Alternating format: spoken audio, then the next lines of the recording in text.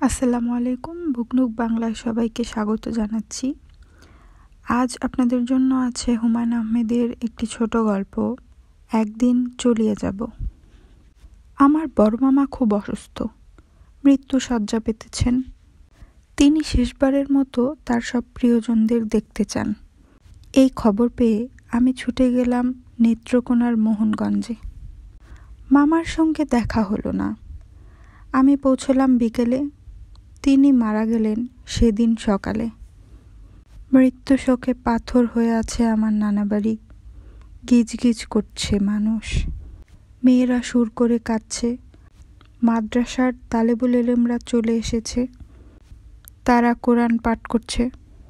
আমি প্রচণ্ড শোকেও চাপা এক উৎসবের ছোঁয়া পেলাম। বড় কোনো উৎসবের আগে যে উত্তেজনা থাকে, যে ব্যস্ততা থাকে, এখানেও তাই। মুরব্বীরা উঠোনে গোল করে বসে আছেন, তারা গম্ভীর মুখে তামাক টানছেন। গুরুত্বপূর্ণ সিদ্ধান্ত সব তাদের কাছ থেকে আসছে। মরা বাড়িতে 3 দিন কোনো আগুন জ্বলবে না, খাবার আসবে বাইরে থেকে। এই খাবারের নাম তোলা খাবার। কোন কোন বাড়ি থেকে এই খাবার আসবে তার তালিকা প্রস্তুত করতে হবে।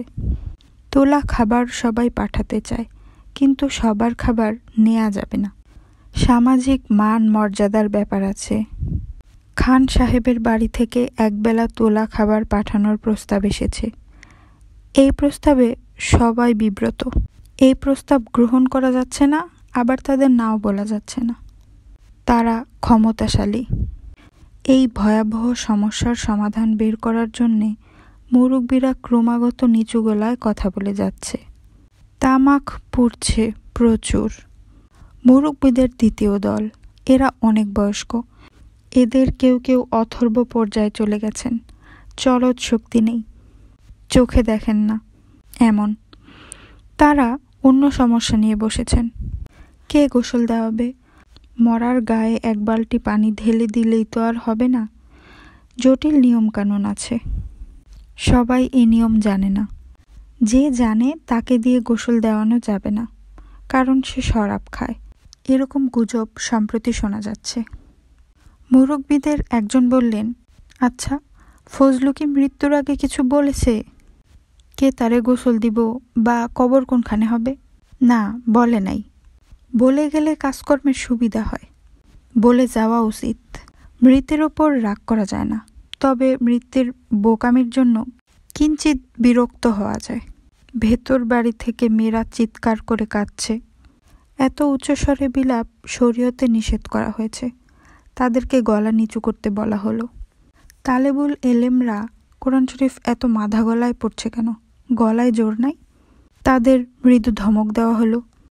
আত্মীয় স্বজনকে সবাই খবর পেয়েছে। ভুলক্রমে কাউকে খবর না দেওয়া হলে তো বিরাট জটিলতা হবে। যাদের খবর দেওয়া হয়েছে তাদের মধ্যে কারা কারা উপস্থিত হয়েছে, সবাই উপস্থিত না হলে জানাজার সময় ঠিক করা যাবে না। কবর দিয়ে দিতে হবে আসরের নামাজের পরপরই, দেরি করা যাবে না। কবর দিতে দিতে মাগরিবের নামাজের সময় হয়ে যাবে। মসজিদে মাগরিবের নামাজ আদায় করে গৌরযাত্রীরা ঘরে ফিরবে। কবরের জায়গা কি ঠিক হয়েছে? হ্যাঁ, ঠিক হয়েছে। বাড়ির পেছনে। গোরস্থানে কবর হলে মেয়ে ছেলেরা যেতে পারে না। মৃত ছেলের মা ছেলের কবর ঘরের পাশে যাচ্ছেন, যাতে তিনি যখন তখন যেতে পারেন। মসজিদের লাগোয়া গোরস্থানে কবর হলেই ভালো হতো, তবু মার ইচ্ছাই বড়। বাড়ির পেছনে কবর খননের অনুমতি দেওয়া হলো। তখনই আসল সমস্যা দেখা গেল। যে কবর খুঁড়বে সে নেই। সে গিয়েছে শম্ভুগঞ্জ, তার মেয়ের বাড়ি। কী সর্বনাশ! শম্ভুগঞ্জ থেকে তাকে ধরে আনার জন্য তৎক্ষণাৎ লোক ছুটল। মনে হচ্ছে বাদ আসর কবর হবে না, বিলম্ব হবে। উপায় কি? আল্লাহ করে ওই লোককে পাওয়া গেলে হয়। আমি ভেবে পেলাম না, মোহনগঞ্জের মতো এত বড় একটা জায়গায় কবর খোঁড়ার কেউ একজনই মানুষ। আমার অজ্ঞতায় সবাই মজা পেলেন। আমাকে জানানো হলো জালালউদ্দিনের কবর খোঁড়া এ অঞ্চলে বিখ্যাত। তার মতো সুন্দর করে কেউ কবর খোঁড়ে না। তাকে না পাওয়া গেলে এক কথা, পাওয়ার সম্ভাবনা যখন আছে চেষ্টা করা যাক। আমি নিচু গলায় বললাম, কবর খোঁড়ার মধ্যে সুন্দর অসুন্দরের কি আছে? আমার নির্বুদ্ধিতায় সবাই আবার বিরক্ত হলেন। মানুষের আসর বাড়ি কবর, সেই বাড়িটা সুন্দর করে বানাইতে হবে না? দালান কোঠা সুন্দর করে বানায় ফয়দা কি? জালালউদ্দিন এসে পৌঁছলেন রাত 10টায়। রোগা পাতলা মধ্যবয়স্ক একজন মানুষ, পানের ব্যবসা করেন, তুচ্ছ ধরনের ব্যবসা। কেউ তাকে পোছে না, কিন্তু কারোর মৃত্যু হলে সবাই তার জন্য ব্যস্ত হয়ে পড়ে। জালালউদ্দিনকে লাগবে, যেখান থেকে পারো তাকে ধরে আনো। 3টা হ্যাজাক লাইট জ্বালিয়ে কবর খোঁড়া শুরু হলো। আমি গভীর আগ্রহে কবর খোঁড়া দেখছি। জালালউদ্দিন মাটি কুপিয়ে কুপিয়ে তুলছেন, মনে হচ্ছে কাজটায় তিনি আনন্দ পাচ্ছেন।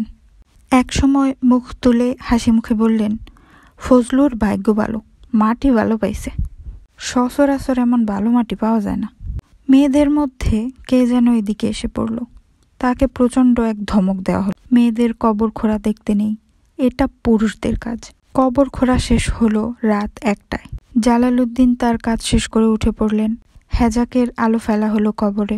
আমি স্বীকার করতে বাধ্য হলাম, এটা সামান্য একটা গর্ত বিশেষ নয়, এ এক শিল্পকর্ম। পৃথিবীর অন্যান্য শিল্পকর্মের মতো এই শিল্পকর্মের দিকেও মুগ্ধ হয়ে তাকানো যেতে পারে।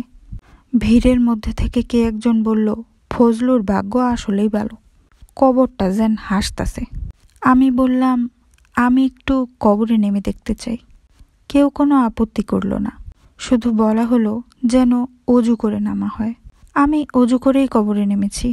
আমার চারদিকে মাটির দেয়াল, যারা উপরে আছে তাদের কথা পরিষ্কার শুনতে পাচ্ছি না।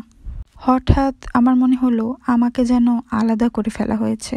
এই পৃথিবী, এই অনন্ত নক্ষত্র বীথির সঙ্গে আমার আর কোনো যোগ নেই।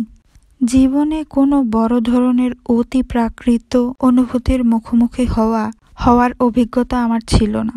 সেই মধ্যরাতের বিচিত্র অভিজ্ঞতাই প্রথম এবং এই পর্যন্ত শেষ অভিজ্ঞতা।